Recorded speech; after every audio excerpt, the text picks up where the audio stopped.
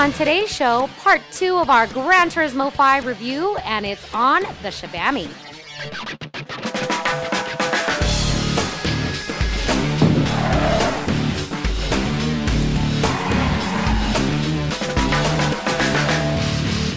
The Pit Stop with Jessica Lopez, brought to you by iRacing.com. Welcome to the Pit Stop. We're going to start things off today by talking about iRacing, who is just entering into their mid-season. They've just released a mini build, adding lots of new changes and additions to the sim.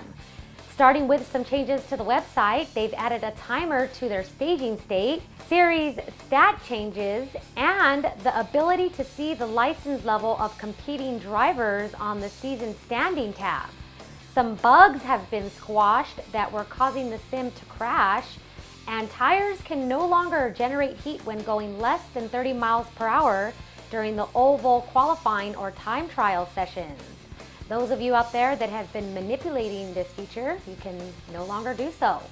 A new pit crew with damage repair has been added on the Impala A and B, Silverado, Williams FW31, Dallara, Riley DP, and the Mustang FS500S. Cars can no longer leave pit stalls if they do not pass flaggable levels of damage. You can go ahead and view the full list of all the changes with this mini build if you're an iRacing member by checking out their forums.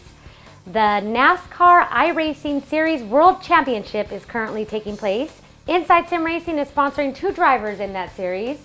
Brian Schoenberg of Moorpark, California, who's in his 2nd season, and Jameson Spies of Lancaster, California, who has 1 win and 11 top 5s in the 2010 Pro Series. The first race of Inside Sim Racing's sponsorship of the drivers has taken place on March 1st at Las Vegas. You can tune in at PSR TV, so go ahead and support Inside Sim Racing's sponsored drivers. Poboso, maker of an indie sim known as Kart Racing Pro, has released a 2nd beta which fixes a string of bugs and adds some new features.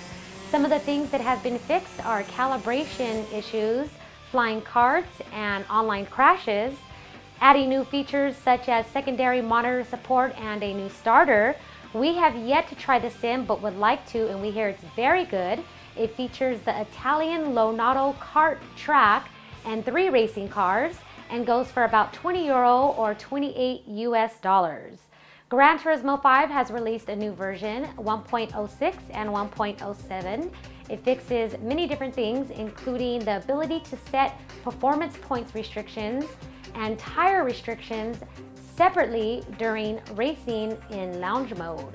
It also fixes some other things which kind of affected the way that we reviewed this title, which is coming up next. So hang on tight, our review of Gran Turismo 5 Part 2 on the Shabami is up next. This is the Pit Stop, and you have been fueled.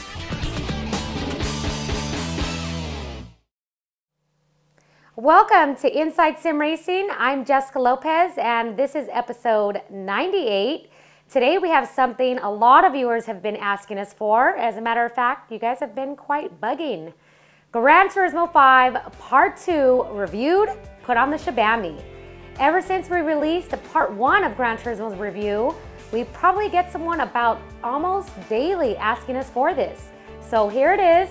It's gonna be quite a long episode, so get your popcorn, sit back, relax, and enjoy the show. We're gonna start things off today with Top Sim Cars. And the last time we had Top Sim Car on the show was the Gran Turismo review, Part 1 actually. So we're going to revisit the 2 cars from that segment, the Audi R8 and the Subaru WRX.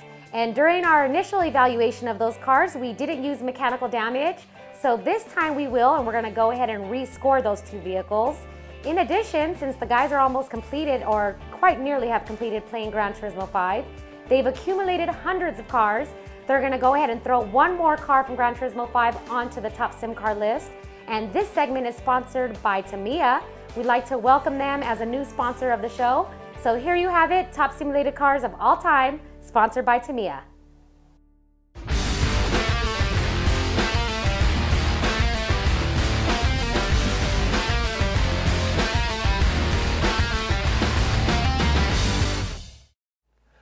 Welcome to Top Simulated Cars of All Time, sponsored by Tamiya, and like to welcome them on board as a sponsor. Really proud to have them as a sponsor, as a matter of fact. A perfect fit. I mean, I've been a long time Tamiya fan. Models, RC cars, I've done it all. Yep, I have too. As a matter of fact, my first real RC truck was a Tamiya. It was a Nissan truck that I beat the crap out of. You talk about that truck all the time. Used to race it, actually. It was really cool. But so it's great to have them on board as a sponsor. As a matter of fact, we're going to start their sponsorship with a giveaway, so stay tuned for the end of this Top Simulated car, and we're going to talk about the car we're going to give away. And it's kind of matches one of the cars we're talking about today, and we're going to go back to the Subaru WRX that we scored for the Top Sim car for the original Gran Turismo 5 review. As well as the Audi R8. Which was your choice. And the reason why we're just going back and revisiting them is because when we scored the damage, we scored them in A-Spec mode. Or I'm not even sure where we were running, but it mainly was A-Spec is how we were running the cars. And it was just only visual damage. There was no mechanical damage. So. And there are all sorts of rumors about how you'd find the damage in Gran Turismo until everyone learned where it really was. Yeah, let's talk about that really quick. That level 40 rumor, that is not true. No. That damage is the same no matter what level you're on. And that whole you have to get to level 40 to unlock damage is ridiculous, because I can't imagine why the Polyphony team would make you spend 3 months non-stop playing this game to finally unlock one of the features. That's just stupid. But we did miss the damage when we scored those cars. We did. So we went back, and basically what we did was we gave both of those cars a 2 in damage versus the 3/4 of a point. And that bumped both of their scores, starting with the Audi to an 82 overall, and the Subaru went to an 83.25. That's great. That's a 1.25 for each car. And even when we did that, we mentioned, gosh, if they had decent damage, it would have really helped this car out. So there's the little help they needed. Yep. And now the next car we're going to score for Top Simulated Cars is the car we have behind us right here running in some B-Spec, and that's the Mazda 787B, which is like a IMSA-style prototype. Group B, isn't that what we've always called those? I think those were, Group B. And from, like the late 80s, I think these ran? Yeah. Early 90s? And, if anybody remembers the GTP mod from way back when, this is just one of my all-time favorite eras of racing. Yeah, mine too. And one of my favorite cars. This car is awesome. And so we decided to use it for this Top Simulated car. It cost us $5 million. I think it was $5 million or $10 million. Was it $5 million? Yeah. It was ridiculous. $5 million in GT5 credits. And what do I go over the scores real quick? All right. Starting with physics, we gave it a 16.5. Sounds, 12. Models, 10. Cockpit, 9.5. Fun factor, 9. Immersive, 9. Force feedback realism, 9. Damage, 2. Skins, 2.25. Default set, 5. For a grand total of 84.25. So that's a pretty good score. That's our highest scoring Gran Turismo 5 car, and of the three, definitely my favorite. I think it was just the most fun. The first thing we did with it was take it to Le Mans and put it in the rain, just like it would have been way back then, and it was just hairy. It was scary hairy. It was. It was a lot of fun, though. It was, Sean got out. He's like, man, that was stressful driving that thing. And, driving behind the rooster tails, and we were doing it at night, too. Right. So that added a little bit of... we got some footage of that as well. We do, and with the cars behind lighting up your cockpit, it's a little disorientating. Yeah, but really cool. Physics, we pretty much scored the same. Sounds, I thought, were a little bit better than the other cars that we score. I like the sound of this car. Still a little bit digitized. I wish they had a little more punch. Overall, Gran Turismo, I wish they had more punch. They all have a digitized sound. Sure. This is one of those cars, though, with the monster horsepower that you're driving it so gingerly. The throttle pedal is your enemy almost when you're trying to get this thing up to speed. Yep. And but that just made it so much fun to drive. Lots of grip, though, too, man. I think it's got a ton of grip. Not in the rain so much, but on the dry it definitely did. So that's going to do it for this car. Definitely loved it. Definitely recommend checking it out. Save up your money and use it for a B-Spec, A-Spec, whatever you want to spec, in Gran Turismo. It's definitely a cool car. Yeah, you're going to win some races with that one. All right, so that's going to do it for this car. And like we mentioned, stay tuned for the end of Top Sim car. We're going to have a little contest. And we're going to give away a Subaru, kind of in honor of our Subaru. Exactly. Well, not this one. It's going to be a model that It's a Tamiya model. 24 scale model, highly detailed. The 2005 WRC Impreza, the Monte Carlo edition, so it's actually the paint scheme for that particular race. So this is a full race rally edition. Exactly, and I mean the thing comes with rubber tires, pre-done gold wheels. I mean it's a very expensive model, tons of parts, That's about a $50 value. Unfortunately, only residents in the U.S. will be eligible to win this model, but everybody's eligible to enter the contest, and here's how you do so.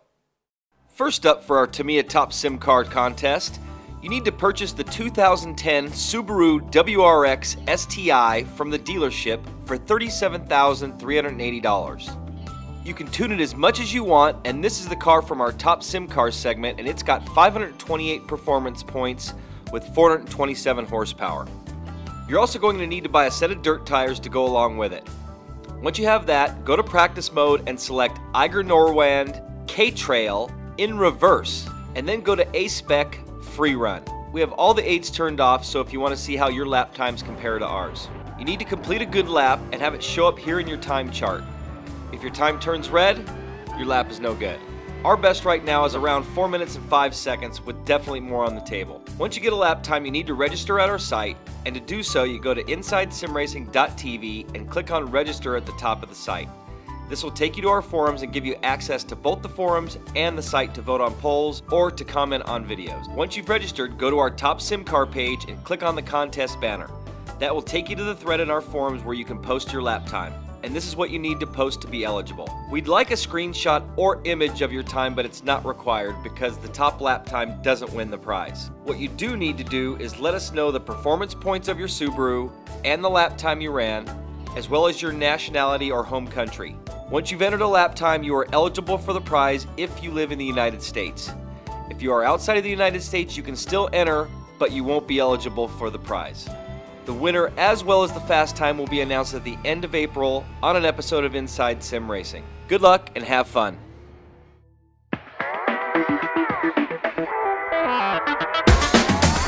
GamePod, the ultimate race rig for those serious about sim racing. Puts you in the driver's seat with all the controls at your fingertips. Be number one on the road, in the race, in the game. GamePod, the choice of champions. Next up, Tommy's going to continue where he left off in our part 1 of Gran Turismo 5 review. During that time, he gave you guys a tour. This time, he's going to give you some tips and tricks and tell you how to get the most out of your experience with Gran Turismo 5. And here's Tommy. Hi everybody, I'm Tom Hackey, and last time I walked you through the mechanics of Gran Turismo 5. Today I'm going to tell you about some basic gameplay strategies, how to fix the touchy brake pedal issue, and where to get help when you get stuck. So let's talk about getting your career started. The first thing you'll need to do is pick out your first car. Make sure to really spend some time doing this, as saving money in GT5 is like saving ammo in Resident Evil. I started out with the Miata, and if you pay close attention, you can get one that's a little lighter than the other. These are the kind of details you'll need to be looking for to give you that slight edge right out of the gate. Also, as you progress, make sure to browse the typical opponents list. It will give you an idea of the performance of the cars running in the race you'll be entering, and will inform your decisions when buying upgrades. Don't overspend. Now, because it's super tempting to spend money on cars, at some point you will run out of money. In this case, I recommend switching gears from A-Spec to B-Spec for some moderate money gain, running special events, which are much harder but really boost your funds when won, or running in some Gran Turismo provided seasonal events, which can be just as beneficial. You can also run in license events, which can give you up to 3 cars per event, 1 for each trophy level, bronze, silver, and gold. Once you're in race, a problem you might find is it might seem like you have an overly sensitive brake. What's actually happening is the game is not getting a chance to properly calibrate the pedals. It needs to see all of the pedals travel at their full range to know what their full range is. The easiest way to fix this is every time you start the game up, start your first race, and while in race, press and release all the pedals fully a couple of times. Then pause and restart the race, and you can be sure that until you turn the console back off, you'll have properly configured pedals. You'll also find yourself in a position where you won't have the car you'll need, and through searching will find that you won't be able to buy it. In these cases, you will need to win them in other races that you may or may not have the car for either. You can get yourself into these multi-step processes just to participate in the race you want. To find out the details of where you can win specific cars, find complete car specification lists, setups and multiplayer races, and a GT5 exclusive forum, head on over to GT Planet. They really are the comprehensive source on all things Gran Turismo. Now, we also have a GT5 section on our website, including a killer wheel buyer's guide and a forum section as well. By the way, if you're trying to map your Logitech G27 or Fanatec wheel buttons, you'll need to use the Logitech DFP wheel menu. That's all for me. I hope this helps you get the most out of your GT5 experience. And if you have any questions, hit us up on our forums. We'll see you later.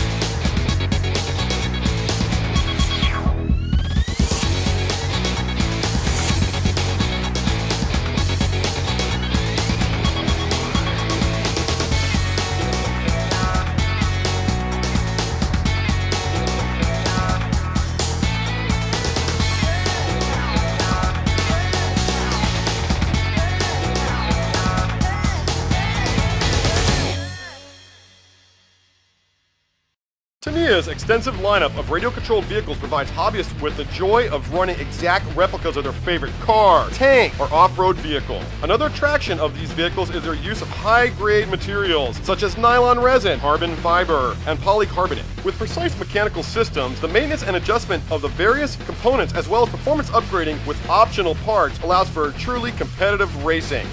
For more information about Tamiya, visit us at www.tamiyausa.com. All right, guys, it's the moment you have all been waiting for, Gran Turismo 5 on the Shabami. So I hope you guys still have at least half a bowl of popcorn left. The first time we reviewed Gran Turismo 5, we were only about 50% done with the title. The guys have put countless amount of hours, blood, sweat, and tears into this game.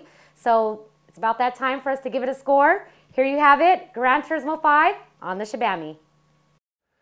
Alrighty, the moment you guys have been bugging the crap out of us for. Every video we put out, the first comment or 10th comment is, where's the review? And I don't want to say you guys, but there's been a handful of people that every time we put out a new video, where's the GT5 Part 2 review? Where's GT5 Part 2 review? Well, here it is. We finally got to it after 69,333.2 miles. Nearly 3 times around the globe. Yeah, so I'm going to tell you, we wanted to finish the game or come close. We thought we would finish the game. Yeah, and on my account, we came pretty close. And I say my account, we used my account, which is running right here in the background, but Sean ran some, Tommy ran some, I think even Jessica ran a few laps on my account. We were all racing on our own account and realized there's no way we're going to get to the end, so then we all sort of started helping you out. 236 cars, 95% total complete.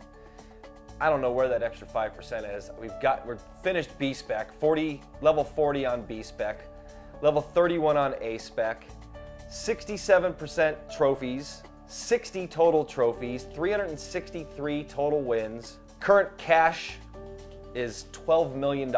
So, needless to say, we went quite far. Not going to go into detail about how we got there. You know, a lot of the time spent was running B-Spec. Yeah, I'll tell you, this game has made cameos on the show in the background because it was still running. I mean, 24/7 for like a month straight. I mean, I had messages on my account saying, dude, you are fiending on this game. Your account, I don't think that PS3 turned off for at least a month. Again, I ran mainly B-Spec, getting to that level 40. And I gotta say, Gran Turismo ended up turning into a game that I advanced further than any other video game I've played in my, this is no kidding, in my 30 plus years of playing video games. And you know, I played Mario's and all that kind of stuff growing up, but I don't think I ever really finished one because I was always bouncing to the next game. I think I finished a couple, but as far as racing games go, never finished one. I was always just focusing on one thing. This is the first one I've actually, can say I kind of finished. you got as close as anyone in their right mind should. Yeah, and now here's a big gripe. What the heck are they doing making you run the same 24-hour endurance race 11 times? Yeah. I ran that 24 hours of Le Mans at least 11 times. You know, people talked about the grind, and I thought at about level 20, I'm like, this isn't much of a grind, really. This is kind of progressing, you know, in a natural fashion. But then it just turned into that grind. That endurance tier just sort of set things to a new level. Ridiculous. I mean, you know, maybe if they would have had you run 24-hour races at a bunch of different tracks and a bunch of different configurations, it might have added some excitement to it. But that would have done a lot for it. I mean, like when you go to a special event and it has 5 different tracks, it's like it would have killed them to have the 24 event, 5 different tracks. Yeah. So that was kind of a bummer when it got down to that. It turned into that grind. So, I mean, so in a nutshell, we finished the game. That's why it took so long. While I was focusing mainly on that grind, Sean, you went off on the GT Academy route. Yeah, well, I mean, big competition going on. We talked about it many different times, and it kind of brought up a couple other little problems with GT5. But it was a great competition. I mean, thousands and thousands of people trying to get into being the top guys and getting a chance to actually race a real car. And this is just in North America, or just in the U.S. Yeah. And so why don't you tell them what ended up happening? Well, I mean, first round, it was going to be the first 500 or so people making it through round 1. I did that. And then round 2 was going to narrow it down to a very small group of people, and I was looking forward to making it into that next group. It was, and that would have been prestigious. But then there was cheating. We're going to change that word. There was people exploiting things wrong with Gran Turismo, using the wall line, bouncing off of the corners, or flat out cutting the course. So they had to disqualify tracks, disqualify people, start it again. No, I don't think they disqualified any people. No, just the times got taken away and cleared. New track, sure enough, another problem, so on and so on. They ended up throwing out the whole second round. Everybody made it into the third round, which made the third round not very prestigious and very hard to get into the next round because that was going to be the guys actually going on to compete for the rides in the car. And I think at that point, after you had spent all this time running at those exploit tracks, you know, whittling your time down, you just got burnt out and didn't even compete in the third round. And there's a little bit of a grind to that too. I mean, when you're doing hot lap competitions, you're all on your own, and it's just looking for fractions of time at each corner, and it is a grind. Yeah, and that's kind of boring. You know, at least with the B-Spec, we were able to walk away from it and it just ran in the background. Our A-Spec grind, actually going back to that, we actually ran, our goal was to get all the way to the end and run all those endurance races. And after we did it on B-Spec, we just said, forget it. There's no way. That's punishment. But we gave it a good try. I mean, we did a bunch of endurance races as a group. Yeah, we did. Myself, Tommy, and Sean all ran. I think we ran about 3. We sat here one day, all swapping off after, you know, 2. I think it was like 2 pit stops. We'd switch about an hour. I'd encourage everybody else out there to do it. And the rule is, you don't hit pause. You gotta hot swap. That's the only way to do it. Yeah, and it was a lot of fun. It was cool. We won all 3 of them. All right, so that brings us to the next portion of our review. And what we did was we put together basically a list of our favorite things about Gran Turismo and our biggest gripes about Gran Turismo 5. And we both kind of, you know, I threw some in, Sean threw some in. So I'm going to read them all off. And then Sean's going to comment at the end there. And then Sean's going to give you our Shabami scores. Which, by the way, Tommy was involved in too. We all kind of just sat together and we went over each score. And we came up with what we thought was the best for each category. So here's our favorite things. Let's start with the gripes. There you go. We're going to start with the gripes about Gran Turismo 5. I'm going to warn you in advance. Some of these gripes also end up being counters to some of our favorite things. Exactly. So some of them are double-edged swords. Yep. So first, standard cars. Second thing, bad AI, but AI, artificial intelligence, if you're not sure what we're talking about there. It has gotten a little bit better with the most recent patch.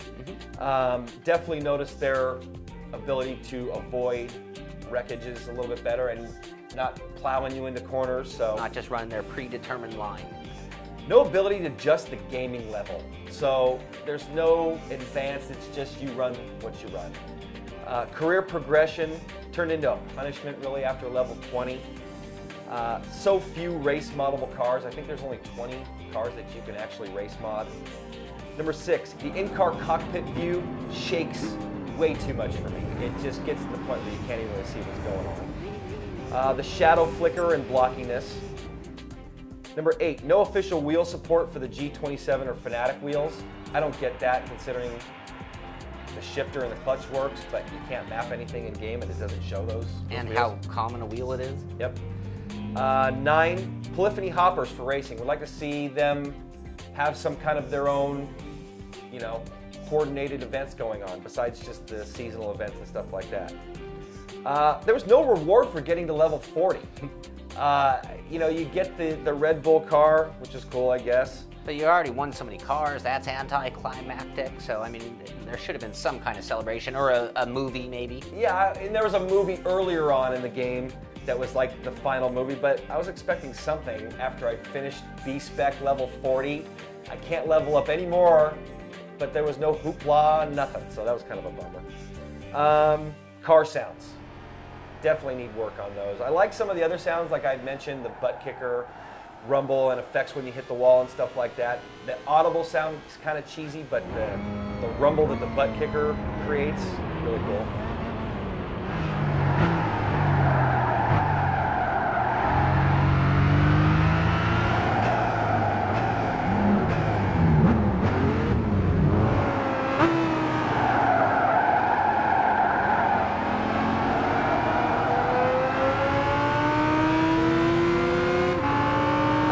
The course cutting and the bouncing off the walls, you know, and just how a collision happens. You know, there's just no carnage. There's just still that bouncing off the wall effect. The mix of cars in some of the races is kind of weak. The damage, you know, there's no consequences in some of the races like we talked about. Number 16, not all cars created equally. 17, personalization of cars. You can't personalize any cars. And number 18, the last thing, the loading times on this game are horrendous. Part of the grind. Yeah, and part of the grind. You know, Tommy and I were talking the other day. If we added up all of the loading times with me going through that grind and, you know, the 69,000 miles we ran, we're probably talking hours and hours of loading time. Yeah, we probably made it a 4th time around the globe. Yeah. So there's our gripes. Now let's go to our favorite things. Physics. Definitely, I'd say some of the best physics on the console. Definitely a step up compared to some of the other stuff out there. 2, premium cars. You know, we talked about the standard cars being a gripe. Premium cars are awesome. Force feedback. I'd say best force feedback on the console. Car selection. Yeah, they're standard and premium, but 1,000 cars most in any game. I mean, Sean mentioned it before, car museum. Yeah. This is like a car lover's heaven. Number 5, career progression until level 20 or so is actually pretty cool. Then it turns into that grind. Number 6, making a race modded car. A lot of fun, but again, you're limited. Number 7, the tracks. Great selection of tracks. Could be more. The tracks are phenomenally done. Great graphics, lots of great road feel.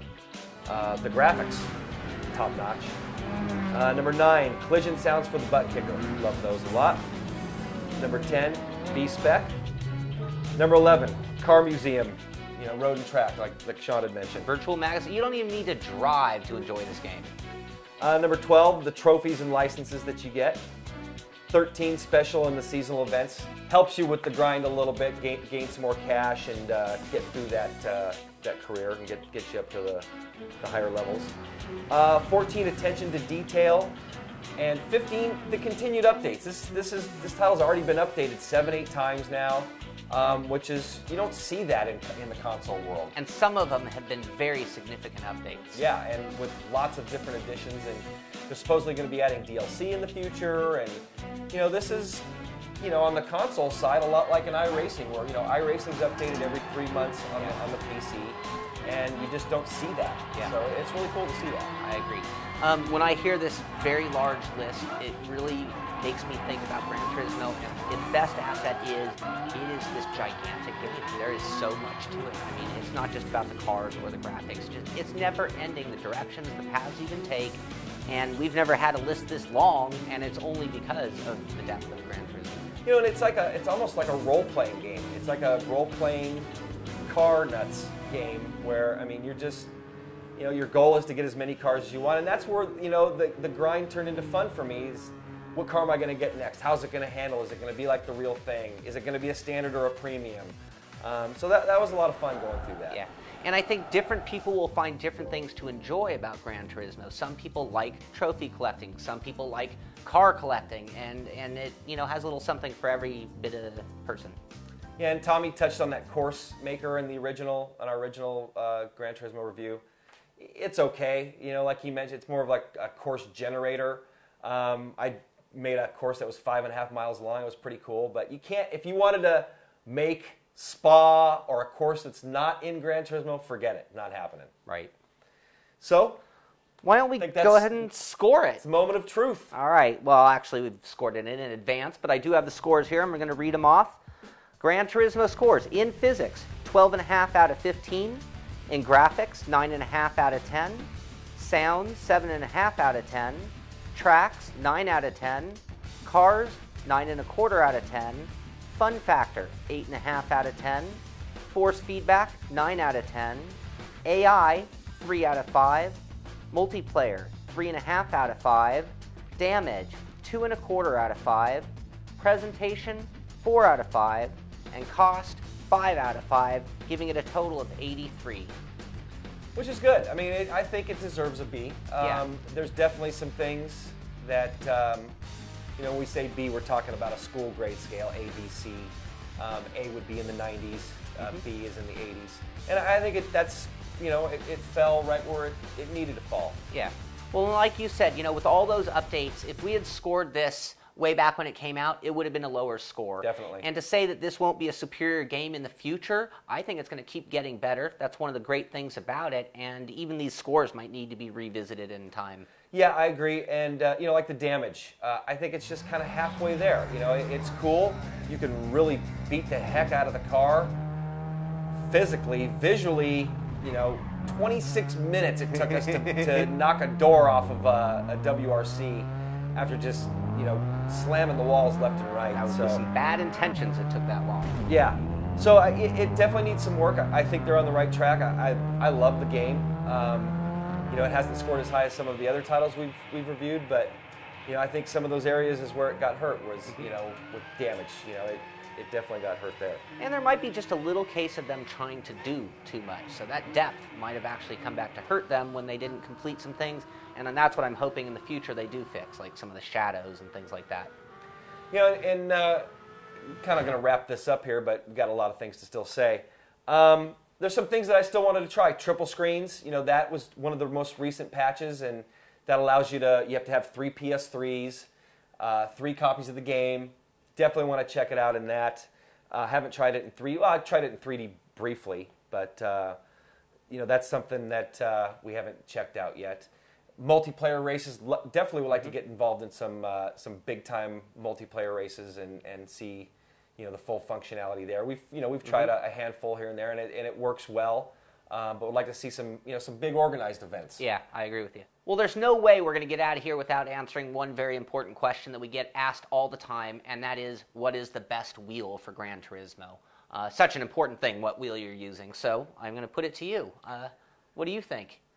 It really comes down to your budget. We're fortunate enough to have all the wheels, pretty much every compatible wheel to try this with, and I'm going to pick the one I picked in our buyer's guide, the T500. It definitely enhances the game. The T500 changes the way Gran Turismo feels. Absolutely. On that note, the Fanatics feel awesome to me in Gran Turismo. With the amount of adjustability on the fly, the degrees of rotation you could do, Club Sport pedals, are just amazing with that load cell brake. Right. It really comes down to your budget. What can you afford? Yeah. And because they're all great packages, like we said in our buyer's guide.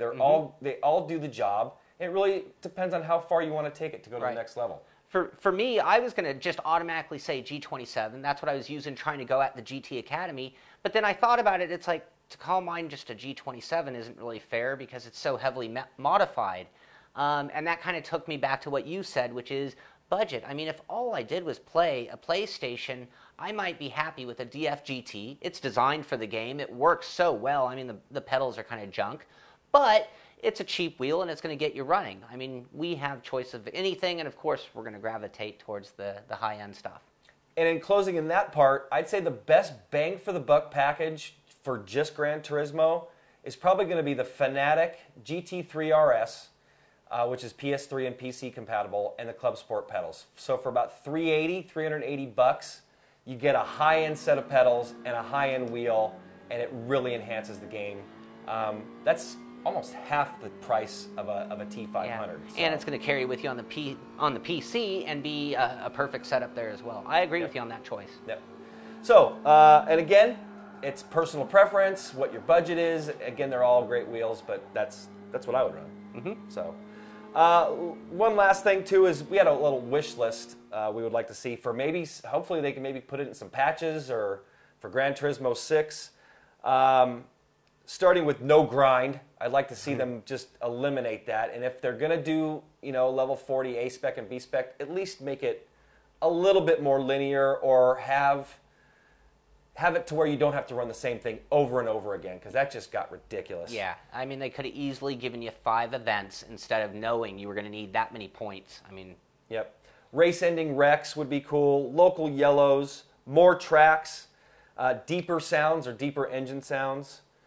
That's pretty much it. Like you said on the tracks, it's like, gosh, give us some of the old tracks. I mean, so many of the cars are blatantly brought over, or with the series. Come on, give us those old tracks. That would have helped out. Yeah, exactly. Enhance those old tracks just to, make that track list a lot bigger. All right, well, that's going to wrap up our Part 2 review. You know what? We could have probably done 10 parts. There's just so many things in this game that you can touch on, and I'm sure we left out a ton of different things. Mm-hmm. Got to our score, got to our, our wish list, our things we liked, things we didn't like. Yeah, I think you've all heard what our real opinions are. Like you said, I mean, there are a lot of things to love about Gran Turismo.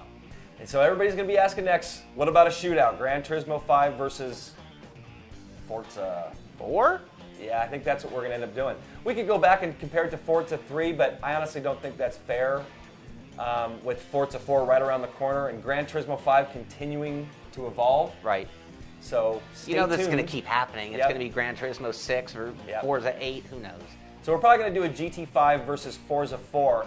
And it's not going to be comparing those Shabami scores. What it's going to be doing is we're going to create like a feature list and check off the boxes and see which one has the most features and tell you which one we like the best. I know which one. For me, I'm leaning a little bit more towards Gran Turismo right now. I had more fun with it personally. I like the physics a little bit better, force feedback, but with Forza 4 right around the corner, I'm very on the fence. Yeah, I know. Yeah, you're more of a Forza guy. I love Forza too. I love them both. I can't say that I'm only Gran Turismo or only Forza. I like both of them a lot, and they're both great games. And both consoles have a great racing title. It's the peripherals that give Gran Turismo the giant edge to me, though. I agree. So any final thoughts for you, Sean, before we go? No, I mean, I think we pointed out a lot of good and a lot of bad. There are certain things we focused on the grind and the bad. I mean, overwhelmingly, this is a go-buy game. No doubt. Everybody who has a PS3 should have this game. Your friends come over, they're going to say, where's Gran Turismo? I mean, you got to have it, and you're going to love it. That's going to do it. All right, guys, there you have it. Gran Turismo 5, fully reviewed, shabamied, grand finale. We're done. You can stop bugging us until we put Gran Turismo 5 up against Forza 4 at the end of the year. So now you guys have something else to bug us about. It'll be here before you guys know it. Hope you guys have enjoyed this review. It's been a long time coming. And make sure you guys check out our website, InsideSimRacing.tv. We've revamped it, and we've told you guys this before, but it's looking really cool. We're getting lots of compliments on it, and we even have a specific section dedicated completely to Gran Turismo. You can find all our videos, reviews, comments, posts, forum questions, everything Gran Turismo 5 related in that section, and we have other sections for all the other titles and sims out there. So make sure you check out our site. And also, if you're interested in any of our sponsors, make sure you do us a favor and support the show and check out our sponsors as well. Guess that's going to wrap things up for now. I'm Jessica Lopez on behalf of Darren Ganji, Sean Cole, and Tom Hackey. Checker flag is out, and so are we. Promotional consideration provided by iRacing.com, the ultimate place to race online. The world's finest model manufacturer and leader in RC cars, trucks, and tanks. Go to TamiyaUSA.com. And GamePod, the choice of champions. Go to gamepod.co.uk.